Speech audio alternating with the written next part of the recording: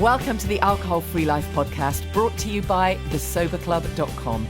I'm Janey Grace. This is for you if you've quit the booze or you'd like to, or maybe you're just sober curious. I'll bring you tips and motivation without any judgment, and there'll be inspiration from experts, quit-lit authors, and sober heroes.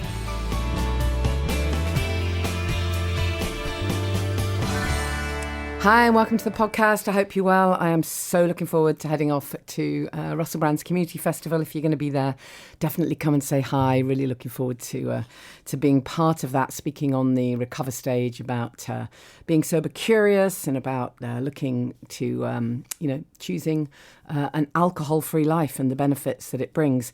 And last week I mentioned that I did a webinar for NHS staff, and I was thinking about it. One of the things that I'm most proud of from doing that, I'm super grateful to one of my sober coaches, Annie, who set it all up.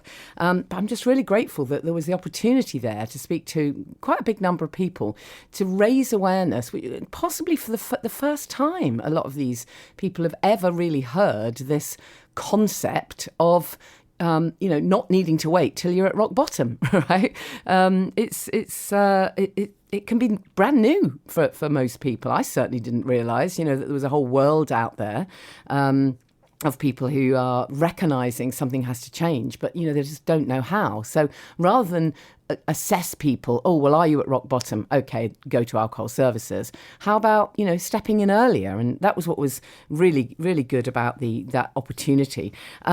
In addition, of course, we were able to really lay down the law, as it were, on just how harmful alcohol was, with some very powerful slides created by Annie Knowles, and it really told it like it is, as if anyone already didn't know. But, I say that tongue in cheek. Of course, most of us don't. I certainly did not. I really did not realise how harmful alcohol was until I, finally got my head around Jason Vale's book or whatever, whichever was the first one I read. But it is so important to have that logic. You need that logic to support, because then after that, as I said in last week's podcast, the monkey mind goes off and finds all sorts of reasons why, but it's legal and it's fine and everyone else does it and I've been okay so far and all of that nonsense. And that was really brought into focus for me this week, because there was a great post on Instagram. I probably wouldn't have seen this otherwise, but a post by Mrs. D is alcohol free. I've interviewed her several times, Lotta, on the podcast. She's just such a great guest. So there's at least 2 podcasts with Lotta. You've probably read the book, Mrs. D is Going Without and Mrs. D is Going Within. And there are others as well. Anyways, she did a post which was flagging up a study done at, I think it's Otago University. I hope I've got that name right. It was reported in the press that alcohol is the most harmful drug. So that was actually the headline. Otago University, that's it. Yeah, I had written a note. So this is from New Zealand, of course. And they're basically saying, Kiwi researchers found that when separately considering harm to those who use it and harm to others, alcohol was the most harmful drug for the total population. Alcohol's position at the top of the ranked had it ahead of methamphetamine, is that how you say it? Good job, I'm not up on the drugs. Methamphetamine, synthetic cannabinoids and tobacco. And then it goes on to say, while other global studies have ranked harm in a general population, it's believed this is the first to evaluate and rank psychoactive drug harm among society and young people, especially in New Zealand. So what a thing. One of the study's co-authors said, Dr. Rose Crossin said the findings will surprise some who may have assumed that other illegal drugs cause more harm than our most widely used legal drug. What a sentence that is. What a sentence. And isn't it time that this stuff gets out there? It's so time. What was really fascinating was that Mrs. D, Lotta, put this piece on Instagram. She did a screenshot of the study. I think she'd been speaking on radio or TV. They'd invited her to comment, and she put a screenshot of the article as it was told, the story as it was told in one of the newspapers in New Zealand, and directly under the article was a huge ad for alcohol. I mean, you can't make this stuff up. Literally, where is that joined up thinking? It's very scary. Anyways, all of that follows on beautifully to introduce my guest today, who I mentioned to you last week. Susan Laurie is an author, and she's doing some very powerful work in exactly this area, looking at the harm that alcohol causes. But she has her own story, which, you know, I can tell you now, does hit rock bottom. So it's a really powerful piece. She's doing some fantastic work. So enjoy the interview. Susan, welcome. Thank you so much for being a guest. Thank you so much, Janey, for inviting me. It's a real pleasure. Yeah, it was lovely to meet you a few weeks ago. We got to have a chat, which was really nice. So now what's really interesting here for me is that I, you know, of course, all the work I do pretty much is with people who are very much grey area drinkers. They've been drinking more than they want to. They never got to the rock bottom point, you know, for which I certainly, for myself, I'm incredibly grateful. But your story is different. So really interesting to hear another perspective, and I think, you know, from what I've read, your story was quite dramatic. So take us back, if it's not too arduous to have to go there again, as it were. Take you back to the 1980s and 1990s. Yeah, and it was quite arduous, and alcohol did, you know, almost cost me my life. But I think what I do try to get across is, you know, that I am quite, well, I'm very lucky to be here, but as well as that, you know, that I don't use my story to scare people. It's more that just because I'm such an ordinary person, and, you know, in my head, I didn't fit the profile of somebody with an alcohol problem. I just always thought it would never happen to me. Yeah. And it's the fact that, you know, with alcohol, it does sort of creep up on you by stealth. No, absolutely. I mean, I'm guessing back you I don't know what kind of age you were when all this was going on, but I'm guessing you had a kind of a career and you were holding your life together. Yeah, and I think like a lot of people, I started off, you know, at university. I wasn't one of these people that hung around parks in my teenagers years drinking. I started off at university, you know, loving a drink with my mates and thinking that it gave, you know, it made me more fun and stuff. And then I became, you know, a professional. I worked for a long time in the pharmaceutical industry. That you know, there was a lot of drinking involved, conferences with champagne and gala dinners, stuff like that, just really ordinary. And I did, you know, I did love a drink, and I probably drank too much, more than was good for me, but I never sort of considered that I had a drink problem. And then when it did creep up, as some, you know, for some people it does. Was there a kind of a reason for you, do you think, that kind of kick-started the increase, as it were? Was there any kind of trauma or tragedy that you can look back at and think, actually, that's when it started to ramp up? To be honest, Janey, there wasn't. I think it was more, you know, things that I've learned since then, that, you know, you drink a bottle of wine a night, and then suddenly that isn't having the same effect. So then you go up to maybe, you know, a bottle and a bit a night, and over time that just creeps up. It wasn't that anything dramatic happened in my life. And I think the fact that I could still hold down a job, and that I could, you know, still function. And what I've always said about my drinking, that, you know, you kid yourself that it has some sort of plateau. And even when I was drinking sort of 2 bottles of wine a night, I was thinking, this is, you know, I'm still going to work and stuff, so this is obviously quite normal. And I'm still functioning, so I don't have a problem.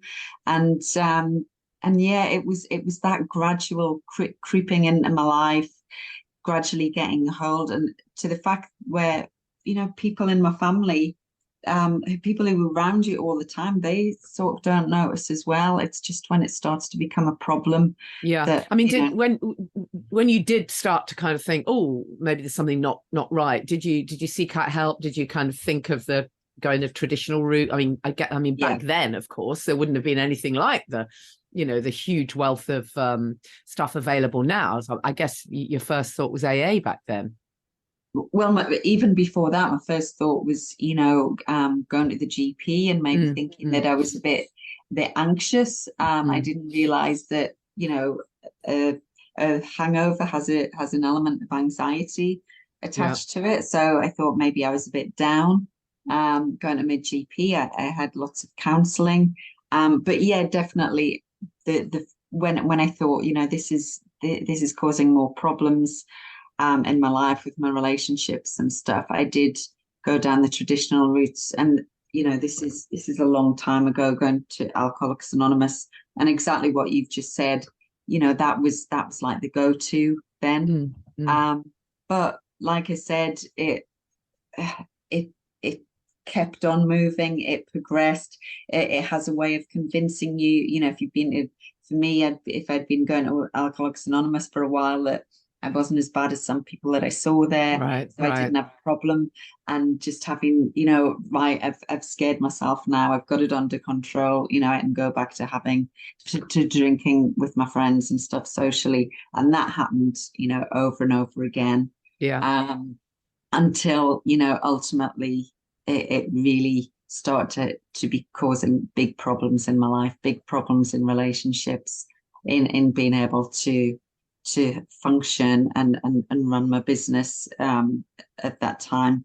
But and then when that starts to happen, you've almost crossed a line where that I think once you've crossed over into dependence, people don't realize it sort of digs its claws in when you start trying to be more serious about getting help.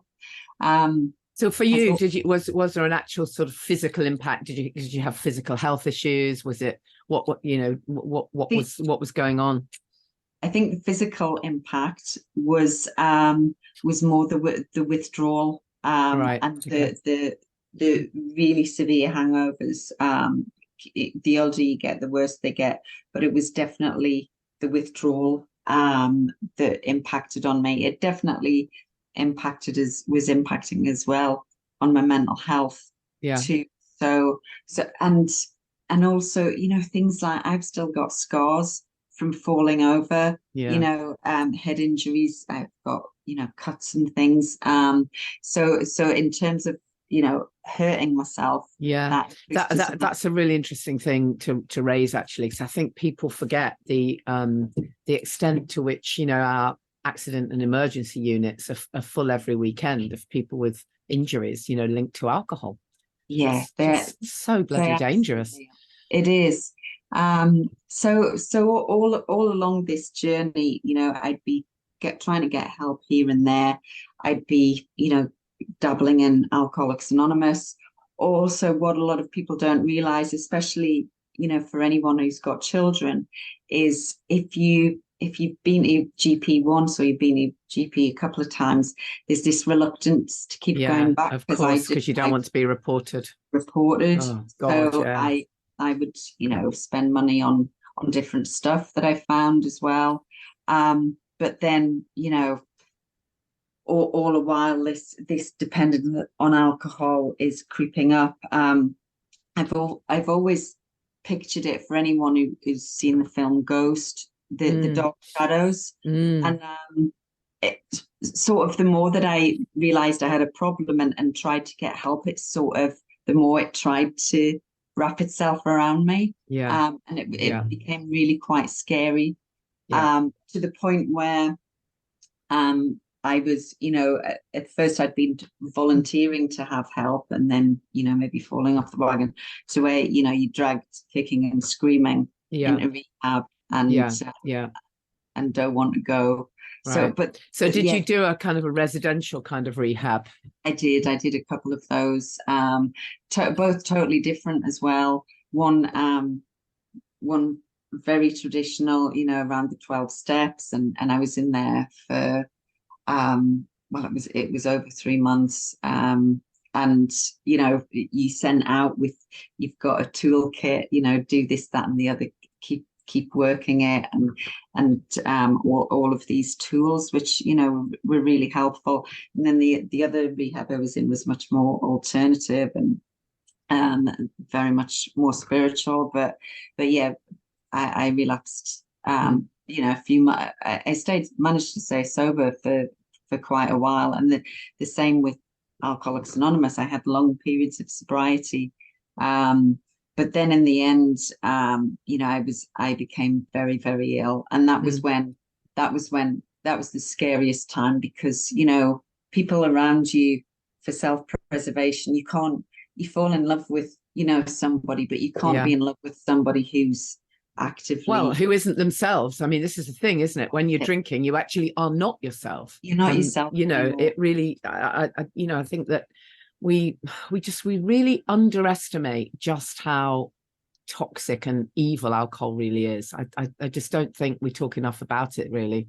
About how much it impacts on somebody. And depending on how woo-woo you want to get, the origins of the word alcohol, alcohol, which they say, I'm sure you've heard people talk about that, but you're really getting into a different territory here, where you really are looking at something other than you can't be authentic. You can't be who you're meant to be with alcohol. It absolutely lowers your vibration. And I mean, what clever marketing to try to trick us into thinking that it's going to make us our best selves, when literally the opposite is true. And the tragic thing for me, because even though I've been sober for a long time, I look back, and for years before I realized I had a problem, alcohol did have a negative impact on me. And my son, I can remember, he was only little, like really small, and I must have poured myself a glass of wine long before I thought I had a problem. And he said, "Mummy, I like it when you drink tea better." Yeah. And he picked up on the subtle change in my personality. It's heartbreaking, isn't it, for children? They don't understand. I know. Them. So but they know that you're different. They know that you're different. And getting back to what we were saying, you're not yourself, and the people around you, they're not with the person that they met and fell in love with, or they loved. So in the end, I was on my own. I could drink 24/7 then. So when I came around from being unconscious, I would just start drinking again. So if it was 3 a.m. and I was awake, I'd drink it. It was my normality.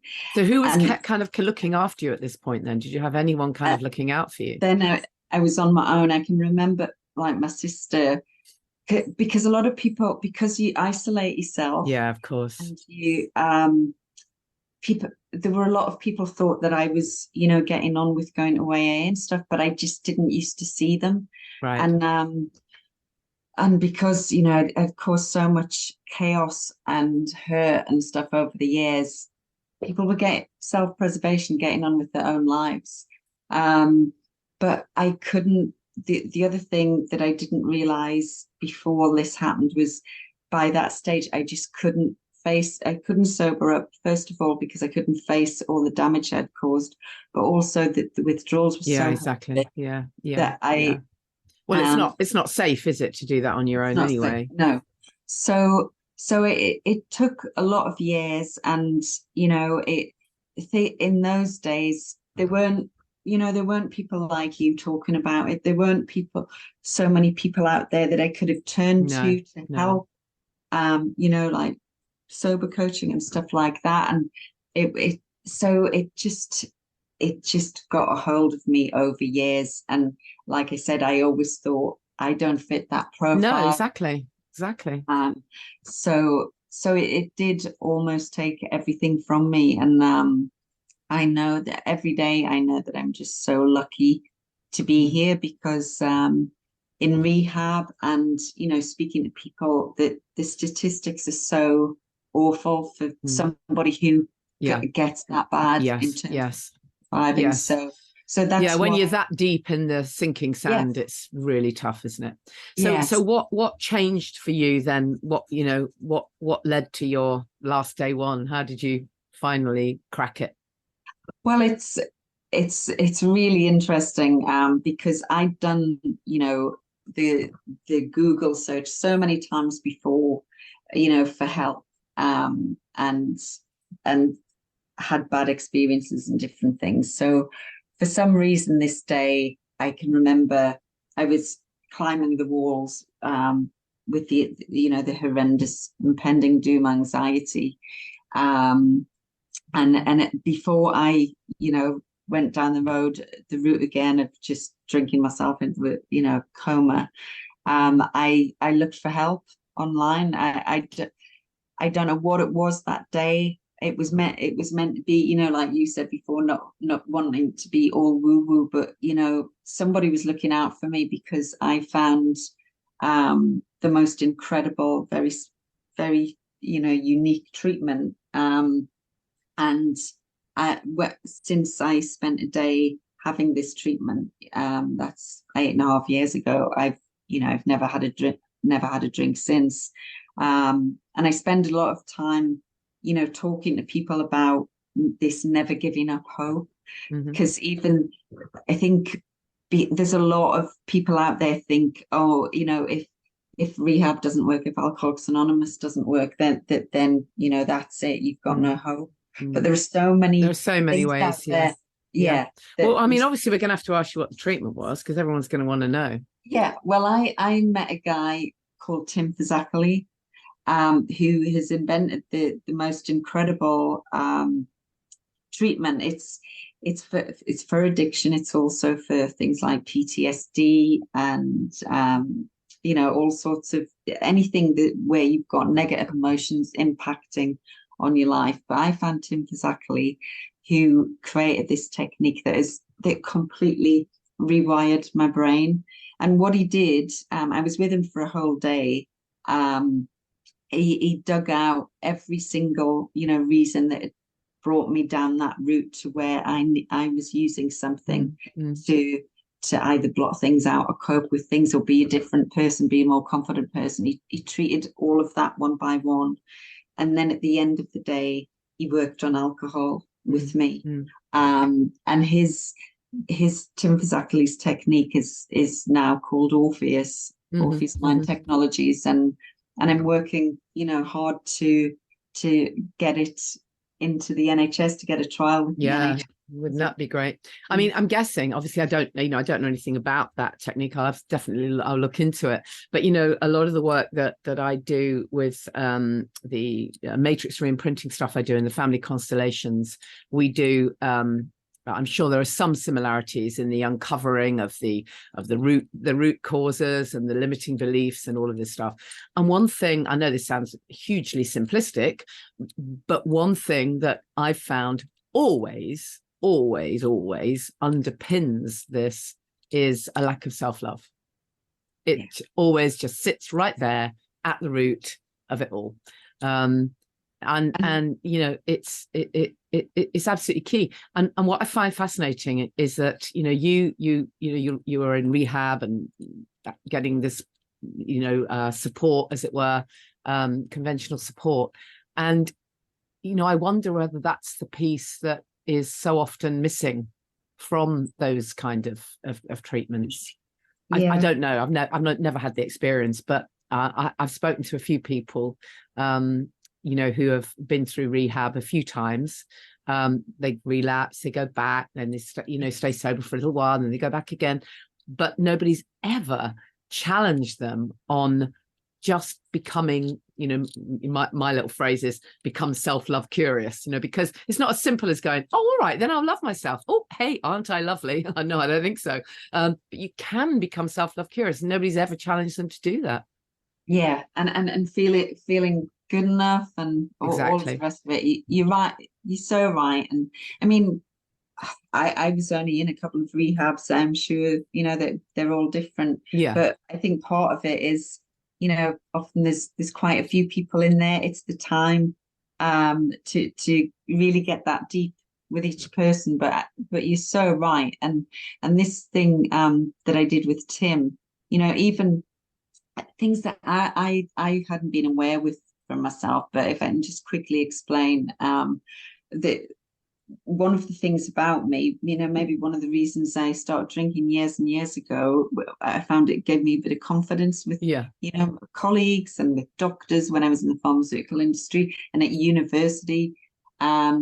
Was, I had my background, very working class. And one of the things that Tim uncovered was the impact that the particular school I went to, the free dinner queue, had on me. And you'd be in the queue to go for lunch with your friends, and then anyone who had free would be separated. Separated. Yeah, exactly. Yeah. And for years I felt, talk about feeling, exactly, not included, not good enough. I mean, God, embarrassed, honestly. and so as this expression that listeners to this podcast will know, I end up quoting it most weeks. But it's that expression. It's not what happened to you, it's what you made it mean, right? Because there might have been other people in that queue who didn't make it mean that, but for you, that impacted on you greatly as a child. Massively. And then you'd have gone through life recreating, your unconscious mind would have done, recreating other situations where you felt less than and not good enough. And one thing builds on another, doesn't it? One thing builds on another. So he unpicked all of that. But then, like I said, at the very end of the day, we addressed alcohol, and my whole relationship with it. And I'm so lucky that what he's done, and touch wood, it never unravels, is that I don't even notice alcohol. I don't have to protect myself. I can spend time with people who, exactly. So it was miraculous, and that's why 8.5 years later I do the things that I do. And hats off to people like you and all the other people in the sobriety community who are putting a spotlight on it much earlier on. It doesn't exactly. We do not have to wait till we get to rock bottom. Exactly. We really don't. We really don't. Well, it's a tale, isn't it, Susan? But how amazing that you're free from it, and you look amazing, and you're here to tell the tale. But not only that, you're doing some amazing work right now. So just tell us a bit about the work that you're doing. Well, and we should mention your book, of course. Your book is From Rock Bottom to Sober Forever. Well, tell me a bit about that first. Tell me a bit about the book first, and then we'll go on to your other work. So, as anyone who's been in that situation knows, it took a few years. My main focus was on repairing relationships. And once the dust had settled and I realized how lucky I'd been, I thought, how can I?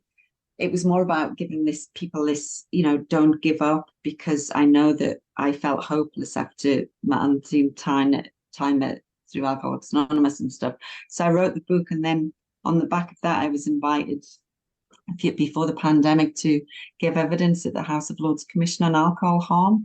And then it sort of, things have built on that I found that I've been, been given a voice to help people like me, because it is, prevention is where, really important, but there are people who find themselves, a bit stuck. And so that's what I do. I do work with Alcohol Change UK. And just remind us what, you work with the Alcohol Health Alliance. Just remind me what that body is. Is that linked to, is that a parliamentary kind of body? What do they do? The Alcohol Health Alliance, it's an alliance of there are dozens of organizations involved with alcohol. So, for example, say the Forward Trust and Alcohol Action on Addiction will be one of those organizations, and Alcohol Change UK. So the Alcohol Health Alliance is a huge umbrella, and they get involved with things like, the Commission on Alcohol Harm. They got that to the House of Lords, people giving evidence, creating a report. I'm also part of the all-party parliamentary group on alcohol harm. So they, it's MPs, Alcohol Health Alliance, charities, all trying to reduce the harms that alcohol. And do you think the message is, I'm sure it's foremost in your mind, but do you think the message is getting through that everything we've been talking about, that you do not have to wait till you're at rock bottom. You can absolutely make, if you're drinking, a couple of nights a week or something, but it's making you unhappy, you can make the choice to be free from alcohol. And what a cool choice that would be. Do you think any of that message is starting to drip through, or is it still that thing of, what we do in this country is we all drink. We drink at weddings, we drink at funerals, drink at play dates. That's what we all do.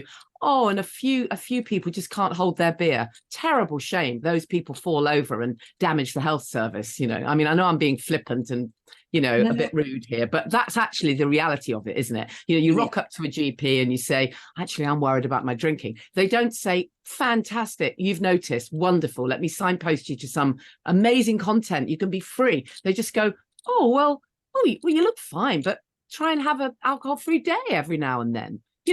Never do they say, brilliant, you've noticed.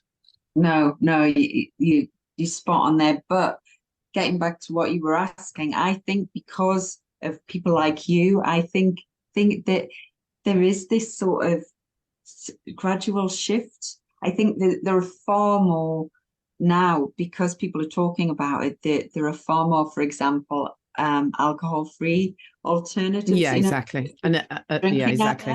And that's making a huge impact. Actually, it really is, isn't it? Because anything to do with alcohol is also going to be linked to the economy, and so thankfully they can still make some money. And also millennials, a lot of young people they're brighter than we were, right? They want to look after their mental health and not waste their money.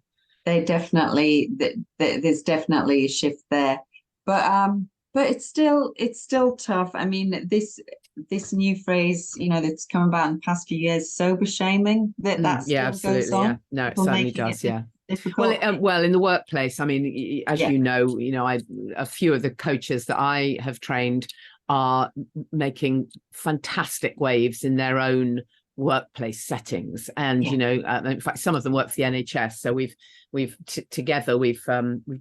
done a few things for the NHS, which has been great. Very, very early days, and there are other coaches that I've trained who are within their own workplace settings are offering to deliver webinars and all of that, and I mean, you would think that would already be going on, but it really has not been until very recently, because most kind of big corporate businesses, and even the little ones, they do offer stuff for their staff, Pilates sessions, and do you want to stop smoking, and how do you manage your time, and stress management, and what do you eat, and let's have something on nutrition. You say to them, oh, can we do something on not drinking? Oh, well, that isn't quite fit, because we're all going out for drinks on Friday night. What do you mean you're not joining us? There's a huge, I'm flipping subjects here, but while we're talking about workplace issues, I mean, what about the government? I mean, for God's sake, the words government and drinking is, you can't have a sentence without the two words being together.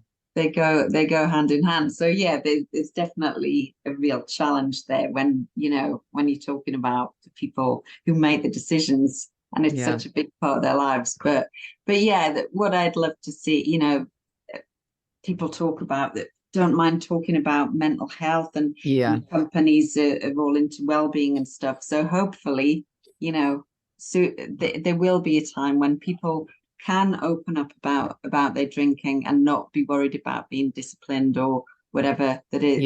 Exactly, because you're absolutely right. I had a client who was so nervous of asking for any help that she might need, because she was terrified of losing her job. I mean, if you're holding your job together, when you think back to when you were at rock bottom, and at the beginning you were holding you were working. If your job had gone, that's going to knock you to rock bottom even quicker, isn't it? It's going to be so unhelpful.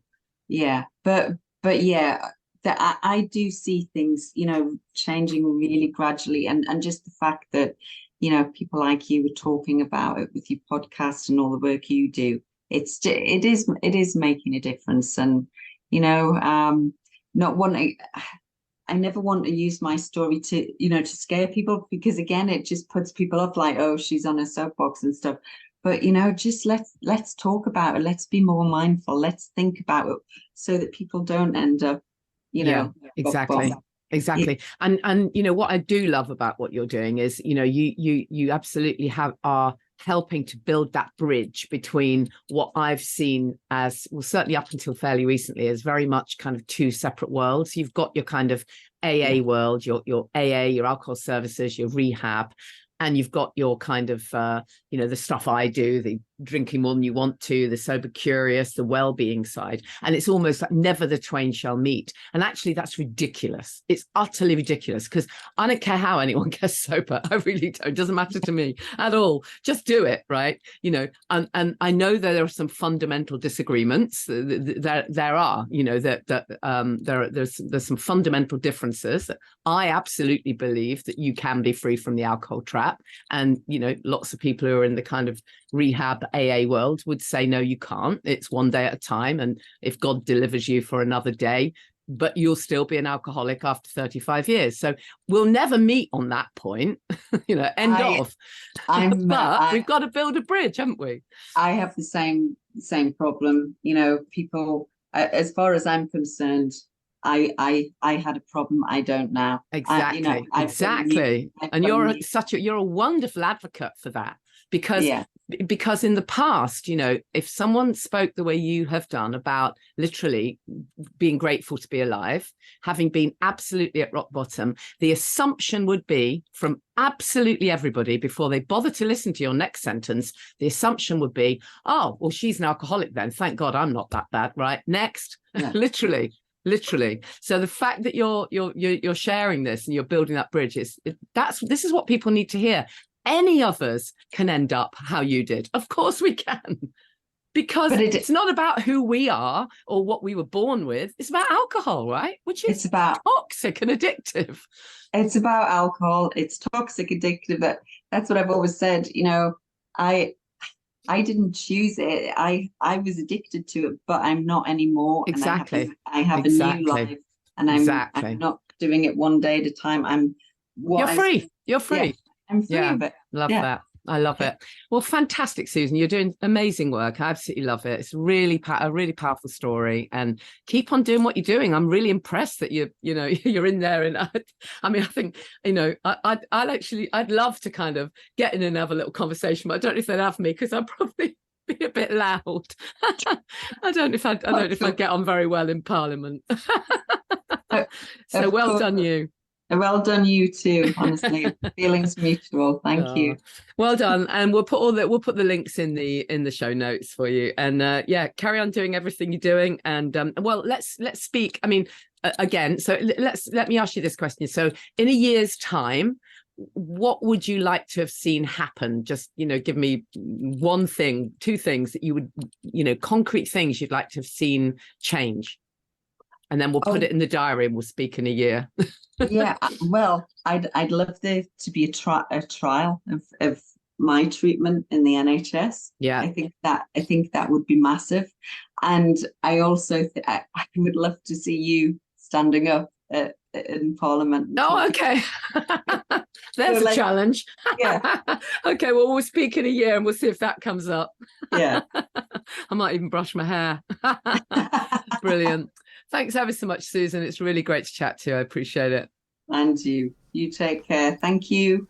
Thank you, Susan. And thank you also to the work that you're doing. We didn't get to mention it really, but Susan is also doing some work around the Sober Code, which is a kind of code of ethics, if you like, for sober coaches to sign up to. And I'm very much part of that initiative because, as you know, I train people to be sober coaches, not to work with people who are at rock bottom, but to work with those who want to stop drinking and want to live their best life without the booze. So I absolutely sign up to her code of ethics and the people that I train. If that is of interest, by the way, my next course starts October 6th and 7th.